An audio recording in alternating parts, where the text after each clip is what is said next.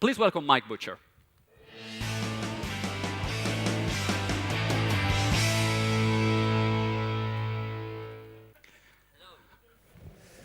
Hello, everybody.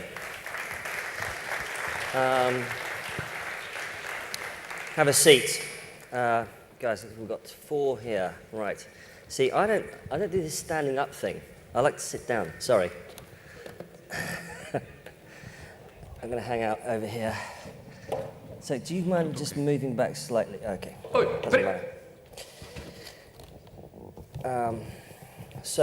Hi, everybody. So, what we want to do with this panel, and please, if you have any questions at all, this is a damn fucking good time to ask them.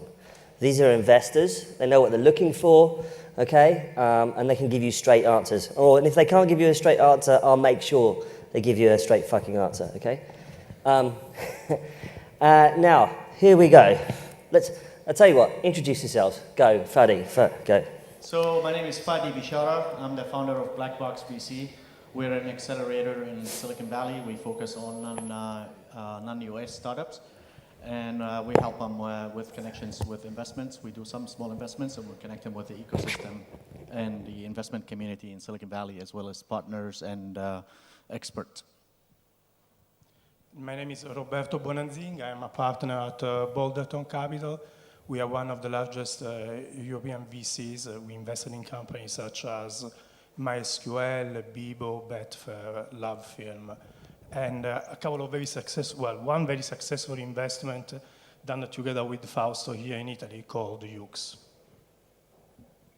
Hi, I'm NICOLAS. I'm with Point 9 Capital, and unfortunately the 2 partners of our fund can't be here today because we're actually kind of a startup ourselves, so they're raising money as we speak. We have a history with Italy because we did one of our first investments, actually of our first fund, was in Cibando, which is an Italian company based in Rome, and I was actually the one that sourced the deal back then. Yeah, and we're actually focused on worldwide, so that's why. Also Italy. Thank you. I'm FAUSTO BONI. I'm co-founder and partner of 360 Capital Partners. It's a venture capital firm which has been active in the last 15 years between Italy and France mainly, but also occasionally in other European countries. And we are looking to many opportunities. We have one of our companies seed investment here in the stands, and we have been investing in Italy for the last 10 years with several investments, including UX with the guys of Balderton and other companies like Mutual Line or even smaller companies. We invest across all stages from seed to development. Thanks very much. Right, okay. You guys just invested in a company here in Italy, didn't you? Cibando? Cibando, Yeah, exactly. Yeah. So why did you do that? Okay, so Cibando it was actually around 1.5 years ago. So what convinced us back then was not so much the product or the business model, which of course had to be the right fit, but really was good Kim, who was on the stage earlier, who's an entrepreneur, and we could just like feel his fire. That's one thing that really doesn't, for us, it doesn't really matter where you're located. It doesn't matter what the circumstances are, but if you really like have this determination, the passion for your product, then we have confidence that you can make it work. And for him, it was just like, as I said, I was actually a winter analyst back then, so I wasn't actually employed for Point 9, but I had the first contact and communication with him via email, and we like to send tough questions. The first contact was via email? Yeah, the first contact. Yeah. And it's kind of interesting because you guys run out of Berlin, right? Yeah, exactly. So you're probably one of the, I'm sure there's been other investments, but certainly one of the first I was aware of a German VC investing in an Italian company. Yeah, I think so. Quite unusual. So you're looking for the passion, you're looking at the fire, they approach you via email. Just generally, what's the best way to approach VCs, do you think? Go, anybody. There is a saying that I've heard in Silicon Valley from various people, says raise friends before you raise money. So it's all relationship based. So approaching VCs is understanding who is the VC who might be interested in your technology, in your area of market. and reaching out to them for advice. Again, as the saying go, you know, you ask for money, you get advice. You ask for advice, you get money. So you start by asking people for advice and seeing if these are the right fit for you. So you don't go to VCs as a binary person for money only. Is this someone who can add value? Is this someone who could see your vision and understand what you're trying to build and how much value they can add, and the money will come. So that would be the... When do you think is the right time to opening a conversation with VCs, with investors, when you're a startup? Is it when you're booking revenues? Is it when you're getting traction, when you've got a graph going up like that? Or is it when you're you're genuinely looking for, to raise cash to scale something? What do you think? Roberto? I don't think there is an answer fit it all. I guess the more general answer is it depends. There are plenty of companies that look for VC money, not because they need the cash, but actually because they need the help. So, at that point, it can be also just on the basis of an idea. When we invested in Wonga, that is, one of the probably most successful companies in the last few years has been built in Europe. Errol, that is the entrepreneur, came to us. He did have a PowerPoint presentation. He didn't really have anything, but he felt that we could have helped him to build a company. So in a nutshell, I think what is important is there was a guy today that said the fuck VC. I mean, despite the concept that if the word is right or not, actually I think there is something quite true about that, right? I think you just need first and foremost to focus on what's your product.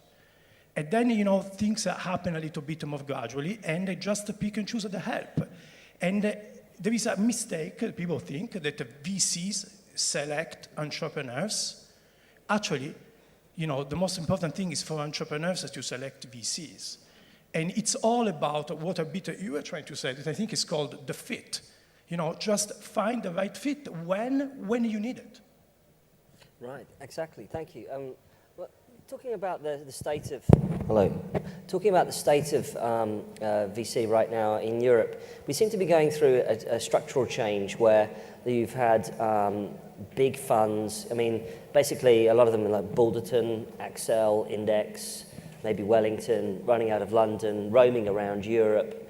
And then now we've sort of seen some new funds coming through in London. We've seen Passion Capital.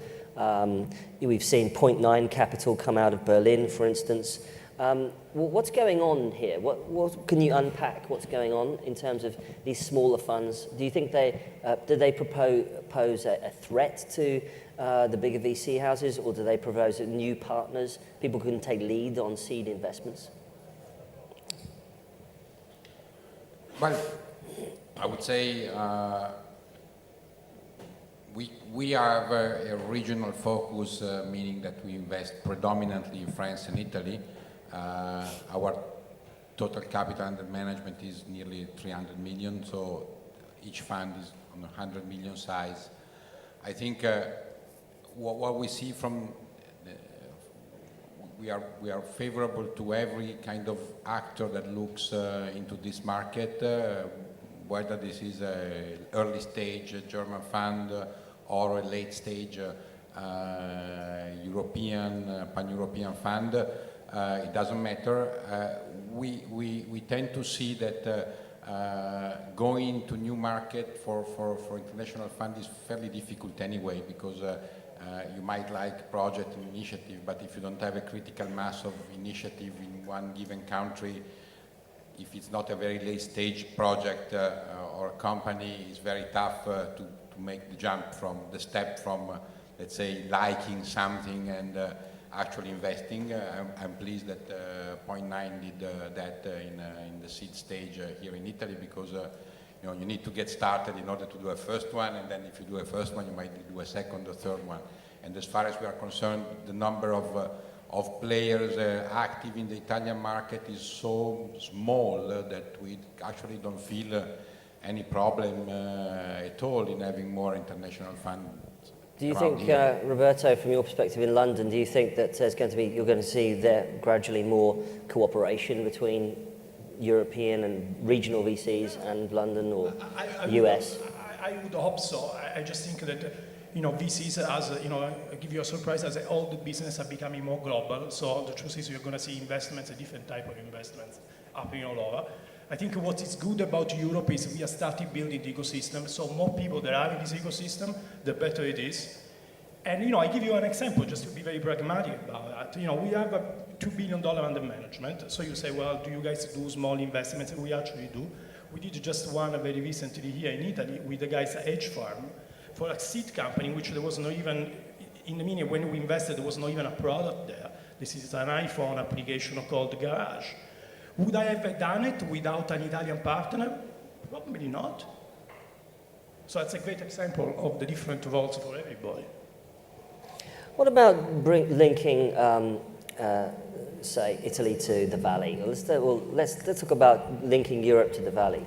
You've pioneered a very interesting project called BlackBox, where you both, not only do you have sessions in a building in Palo Alto, right? Yeah, in Atherton, right in Atherton, sorry, in Silicon Valley, but you also, people live there in the mansion, in the building. Right. So it's really weird. It's like a sort of a big dormitory of startups, and I can't imagine what it must smell like. No, we have cleaners come closer. But I'm sure you use a lot of air freshener.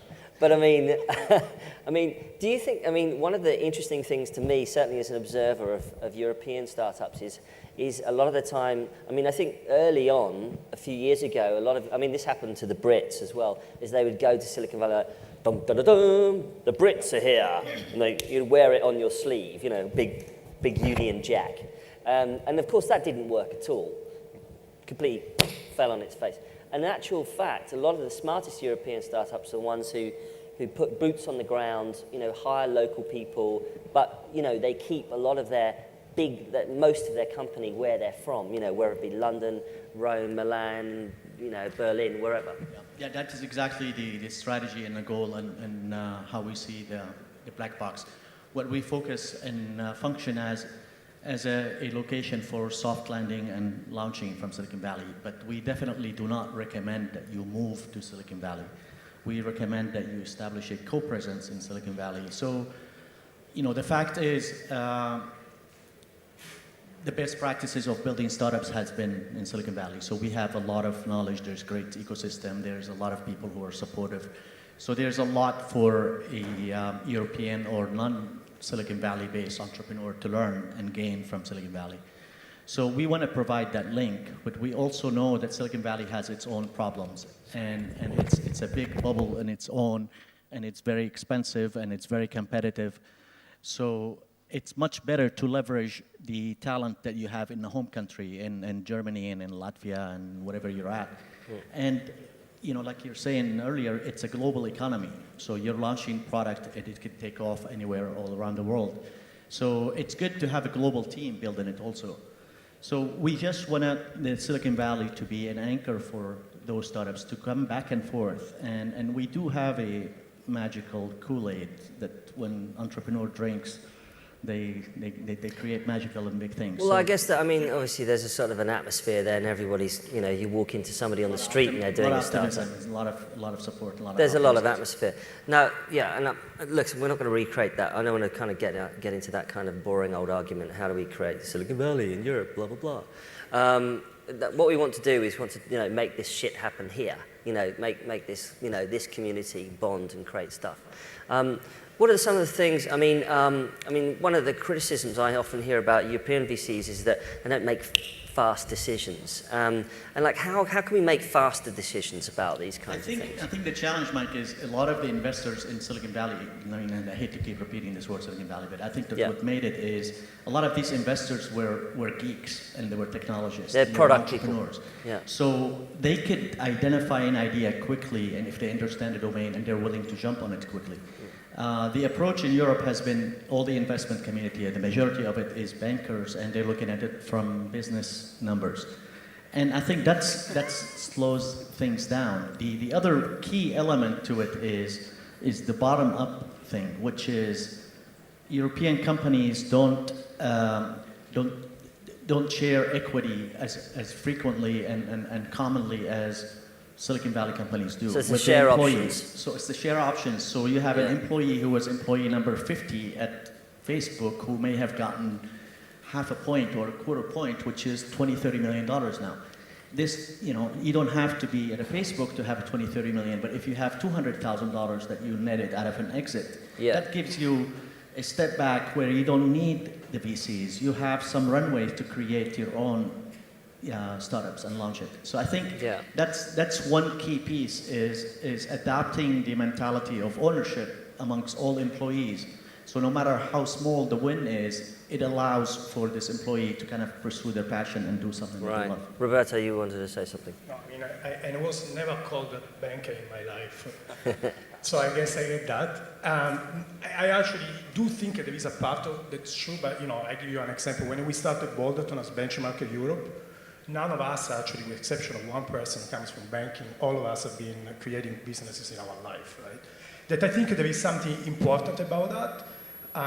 But again, to me, this Silicon Valley Europe, you know, where better was, I don't think it made us. I have one recommendation, actually three. The first one, focus on product. The second one is focus on new product. And the third one is focus on new product. All the rest is bullshit. Makes sense? I agree.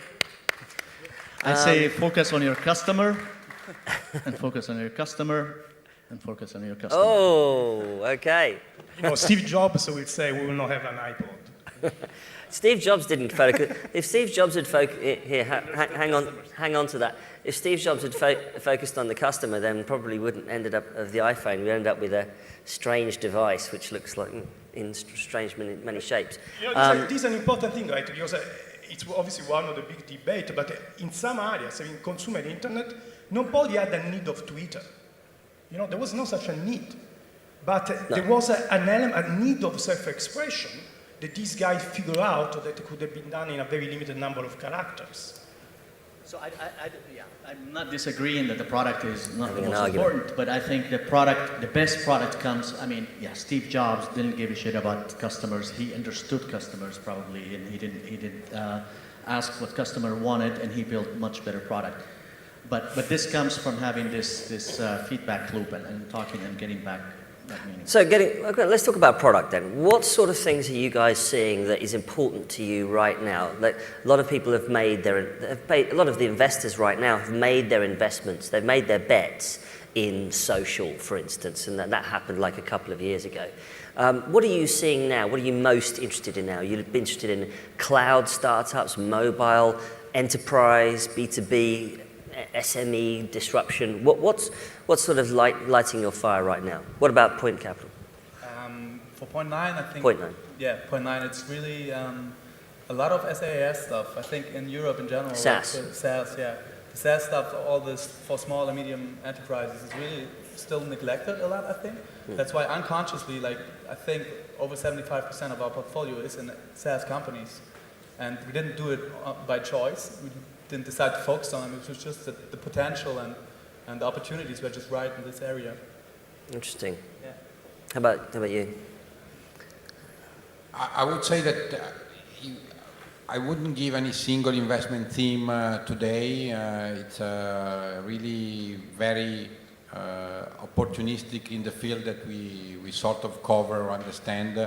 I would say that particularly being on the relatively small markets, France and Italy, for example, you cannot afford to be too much fanatic of one single investment team. You need to be open to anything which is innovative and anything which, most importantly, can develop well in the current ecosystem. So I would say that generally speaking, you know, if you need to have very strong ties with, if you are, you know, enterprise software company and you need to have strong ties with your market, clearly it would be more a Silicon Valley play than an Italian play. Whereas if you are in consumer space and you have a big enough market, you can be innovative in any field. Here we have a lot of, for example, in unconventional sector like clean technologies, also in medical device, we have a lot of interesting things where we can find strong innovation polls, even in Italy, on stuff that can be even easily expanded and exported everywhere. So I would say no single team. How about you, Fadi? So I think the most important thing that I see right now is investing in product and companies that I see the global potential of their market. So not specifically on small problem that exists in certain countries but may not exist in another. So the global perspective of the future scalability of these products is really what's important. You know, for example, one of the companies that we have is called MDOT, and they help you build websites right out of the mobile phone. And this is a huge market. This is the developing world who is all right now doing business on SMS, who's going to leapfrog to smartphones. They're not going to have laptops and websites to build on laptops and desktops. So I see this kind of larger potential is what's really more interesting, something that is globally scalable. Roberto, you must, I mean, there's the app ecosystem, the explosion of the App Store for Apple and Android has been hugely amazing for entrepreneurs and for disruptive startups, hasn't it? It's created a real opportunity. You can see, you know, tablets pretty much taking over from now on. Yeah. So there's definitely, you know, a big technology trend. Just look at how much of the web today is browsed to you know, mobile devices. I actually am running an experiment by myself. I gave up on computers. I'm only using mobile devices, so just to go through that level of pain as a consumer to understand what is going through. But to me, I actually, you know, there are some very big trend in the world, but as an investor, I actually 100% agree with Fausto. It's not, we do not believe about spotting trends. The truth is, usually the best investment is something that is quite unexpected and you have not seen it before.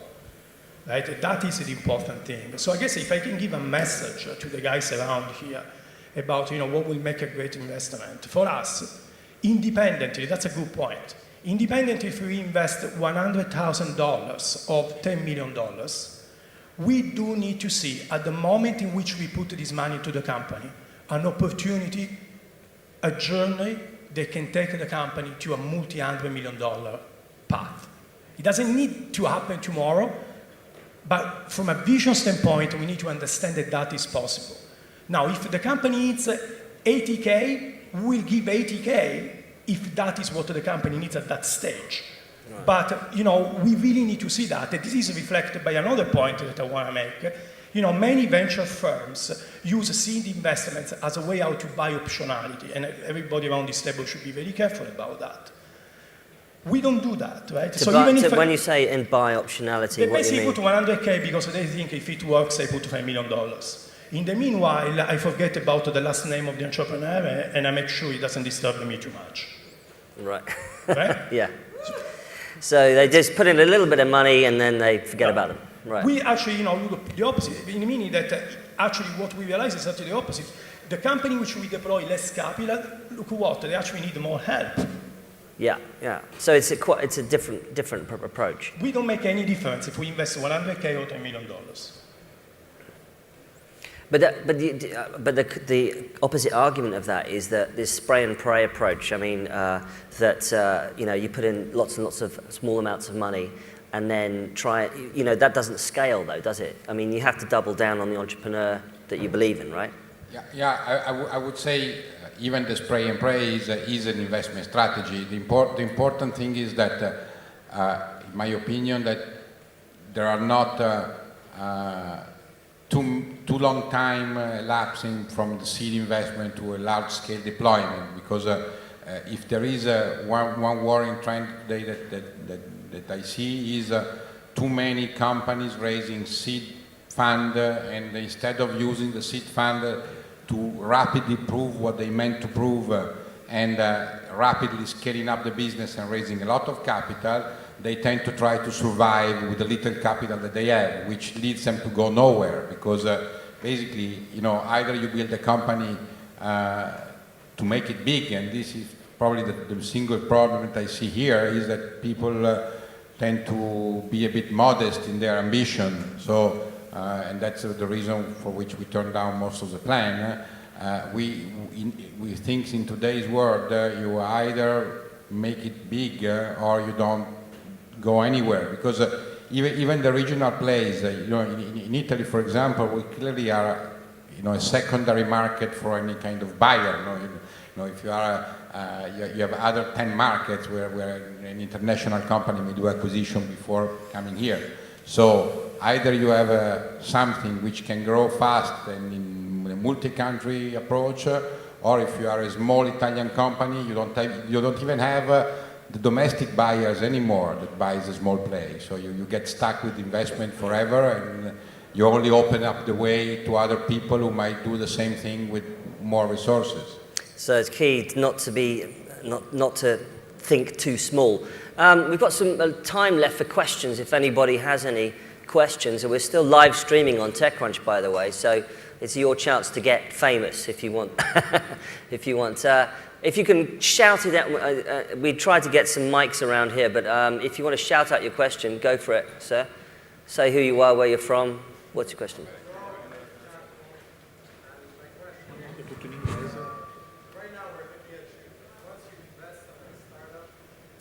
Oh, right, awesome. Wow, it's a miracle, he made it. Batman. He got out there with the mic. Go. Okay. Yeah. So I was saying he doesn't have long hair and blue eyes, but it's fine.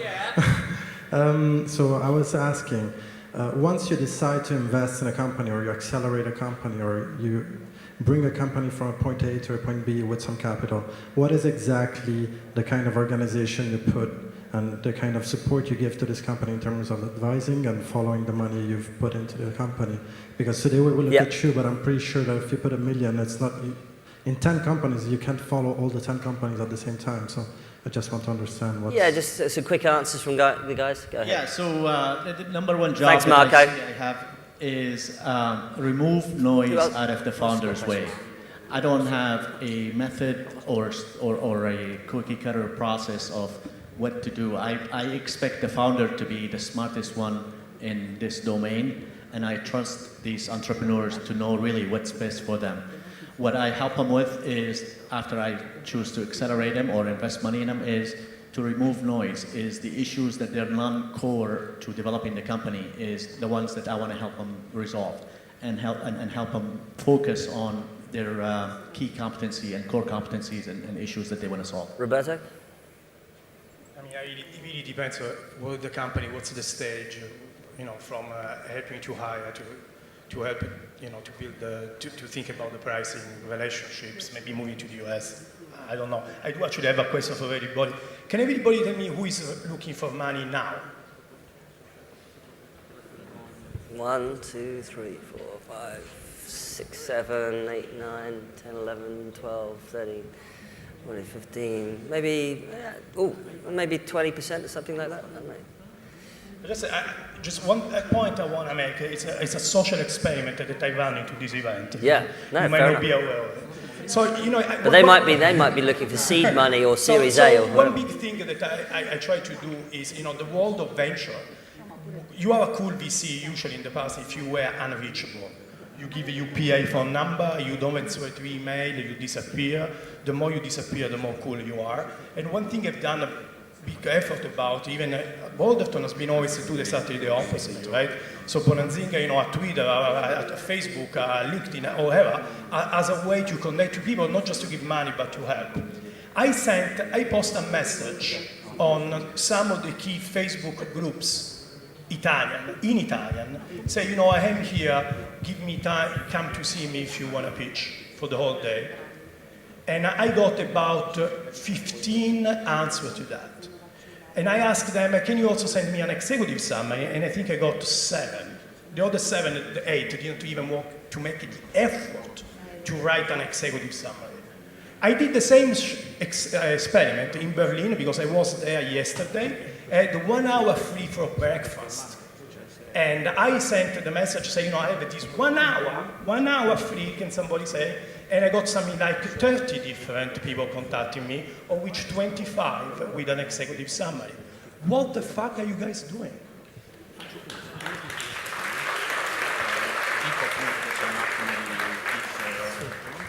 Well, I'm not sure how to follow up, but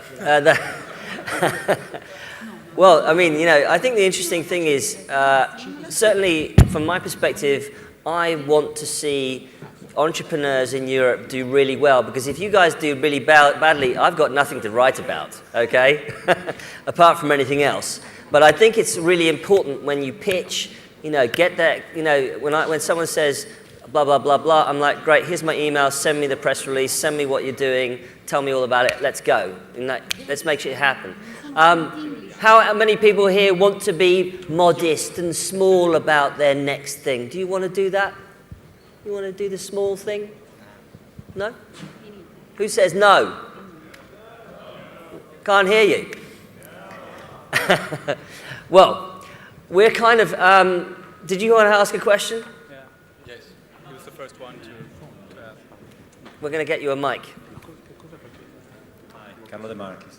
I want to reverse the question of Marco at the beginning. Can you hold it closer? Yeah, you asked everybody what they want from you, basically. So the question of reverse is what you want from them, or why are you doing this? Because I think I like what you're doing. I'm just trying to learn. Are you talking to me or him? These guys? Well, I would say one of the points that Roberto mentioned before is also something that I completely agree on the need to have maybe not at the very first approach, but if required, some kind of material to share with the people you are pitching, because you know, here I still receive tens of phone calls in a week from people that basically pitch you saying, I have an idea, can we meet? Okay, you know, we try to explain politely that given that we are in total associate and secretary included a team of 8 and receive like 2,000 proposals a year, if we have to meet everybody who has an idea and not even able to, I mean, in the 2,000 we don't count the phone calls, we count the executive summary list. So if we have to meet also the phone call, it would be 5,000, and we would basically need a staff of 50 people only to meet. So try to have a bit of structure when approaching the VCs. And you know, if you stumble in me, at the exit you can also pitch in Word. You don't need to have an executive summary ready, but still, if I ask you send me something, you don't have to wait 6 months for you to write me a 2-page. What's the rule in the FADI? Is it 5 slide deck or something like that? What is it? Less is more, and I think I mean, the answer is reducing this noise. I mean, I wanna connect with you through someone I know. I mean, that's the point, and the reason I'm here is so you know me a little more and you know who I may know. So yeah, and less is more. Don't bombard the investor with all the information. I got a good pitch out there actually from a guy who said he was about to catch a plane, but here was his pitch, and it was on a piece of paper, and it sort of explains what he's doing. I've never actually had that. It's like a little sort of a photograph. So actually, it's actually worked quite well actually. Weirdly, yeah. People invest in people, and investor invest in people, not in paper. Yeah, they exactly invest in people. Well, that's a good thing to end on. Thank you very much to our panel. Thanks very much, everybody. See you later.